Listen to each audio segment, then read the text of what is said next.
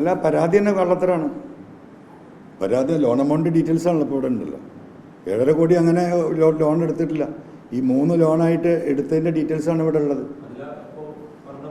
ഒരു പൈസ അടച്ചിട്ടില്ല, അല്ല ഒരു പൈസ അടച്ചിട്ടില്ല എന്നുള്ളതാണല്ലോ ഇപ്പോൾ പറഞ്ഞു തന്നത്. അത് ഞാൻ പറഞ്ഞപ്പോൾ 3/4 ഭാഗത്തോളം മുതൽക്ക് നമ്മൾ അടച്ചിട്ട് കഴിഞ്ഞിട്ടുണ്ട്. ഒരു ലോൺ അതിൽ ക്ലോസ് ചെയ്തിട്ടുണ്ട്. നിങ്ങൾക്ക് നോക്കേ,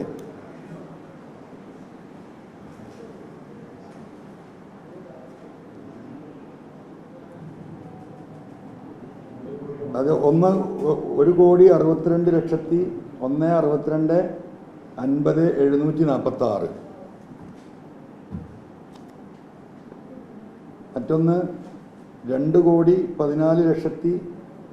2,14,76,968. 2,14,76,968.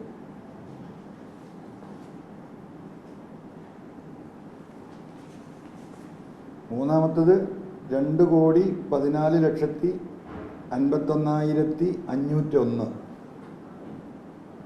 ഇത്രയും എമൗണ്ടുകൾ അതിലേക്ക് തിരിച്ചടച്ചതാണ്.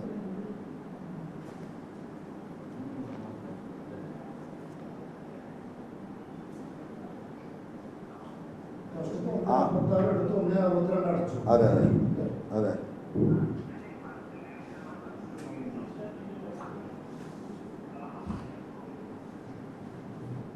ഇതാണ് ഇതിന്റെ വസ്തുത.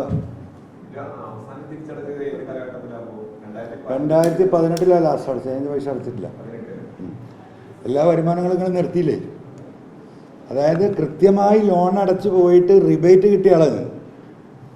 അതായത് ഇൻട്രസ്റ്റിൻ്റെ മുകളിൽ നമ്മൾ പക്ക അടിച്ചു കഴിഞ്ഞാൽ ഇൻട്രസ്റ്റിൻ്റെ മുകളിൽ 1%, 1.5% ഒക്കെ ഇവരെ സ്കീമുകളുണ്ടാവും. ആ സ്കീമിൽ ഏകദേശം 10-40 ലക്ഷം റുപ്യ ആ സ്കീമിൽ എന്താ പറയുക ഒരു ഇൻട്രസ്റ്റ് നമുക്ക് ഡിസ്കൗണ്ട് ചെയ്തത്. അത്രയും കറക്റ്റായിട്ട് അടച്ചു പോയിരുന്നത്. 16 MLA ആവുന്നു, 17 കൂടി വിഷയങ്ങൾ ആരംഭിക്കുന്നു, കച്ചവട ഏർപ്പാടുകൾ നിൽക്കുന്നു. ഇപ്പം നിങ്ങൾ ഈ ഇരിക്കുന്ന ഈ പ്രോപ്പർട്ടിയാണ് ഈ ലോണിൽ നിൽക്കുന്നത്. ഇവിടെ ഈ കണ്ട് കാണപ്പെട്ട കഴിഞ്ഞ 1.5-2-3 വർഷമായിട്ട് നിങ്ങൾക്ക് അറിയുന്ന ഈ പ്രോപ്പർട്ടികളാണ്. നമുക്ക് പിന്നെ റിപ്ലൈ തന്നിട്ടില്ല. ഇതാ അതിന് ഡേറ്റ് ഉണ്ടല്ലോ.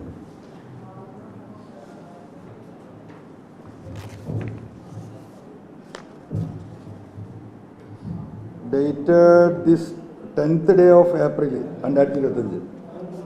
29-ാം തീയതിയാണ് അവരെ നിരസിച്ചത്. 11-ാമത്തെ ദിവസം നമ്മൾ 10% കൂടുതൽ അടക്കാൻ തയ്യാറാന്ന് പറഞ്ഞിട്ട് ലെറ്റർ കൊടുത്താണ്. എങ്ങനെ അടച്ചതാ? 3,05,00,000. 1 സെക്കൻഡ് 3,05,00,000.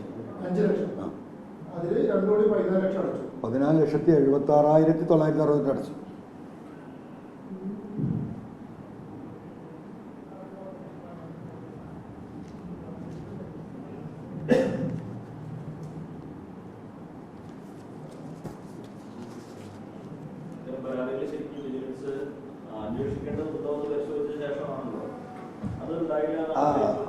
അതുണ്ടായില്ല.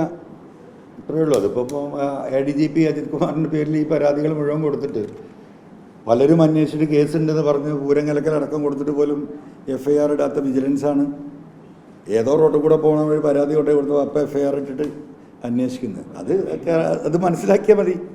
ഉദ്യോഗസ്ഥരെ സ്വാധീനിച്ചു, ഉദ്യോഗസ്ഥരെ സ്വാധീനിച്ച് 12 കോടി രൂപ വായ്പെടുത്തു, 22 കോടി രൂപ തിരിച്ചടയ്ക്കാനെന്നാണ് ഇന്നലെ വിജിലൻസിൽ വന്ന ഉദ്യോഗസ്ഥൻ തന്നെ പറയുന്നത്. അല്ലേ, കടലാസ് ഉണ്ടല്ലോ. അല്ല, അത് പരാതിക്കാരൻ പറയുന്നത്. അവര് പറയില്ലേ, രേഖതല്ലേ.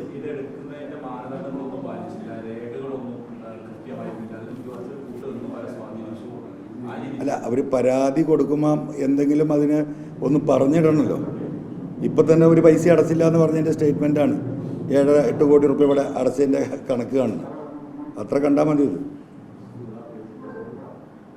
പിന്നെ ഇതുകൊണ്ടൊക്കെ നമ്മളെ രാഷ്ട്രീയം സമൂഹത്തിന് മുമ്പിൽ എന്താ പറയുക നമ്മളെ മോശപ്പെടുത്താമെന്നൊക്കെ ഉദ്ദേശിക്കുന്നുണ്ടാവും.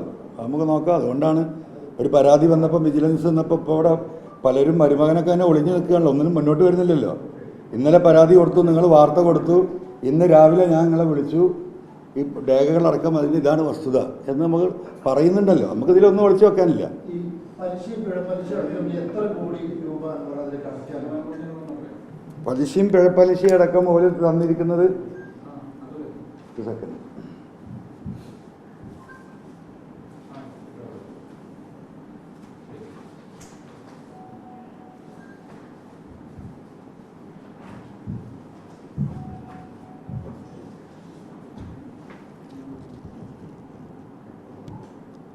അതായത് 4,4,90,263 പ്രിൻസിപ്പൽ. ഒരു ലോൺ ക്ലോസ് ചെയ്ത് പറഞ്ഞല്ലോ, അതിൽ 7,53 7.5 കോടിയാണ് യഥാർത്ഥത്തിൽ അടക്കേണ്ടത്. അതിൽ 22,26,10,00,000 ആണ് പലിശയും പലിശയായിട്ട് അത് പറയുന്നത്. 22,26,22,26,00,000.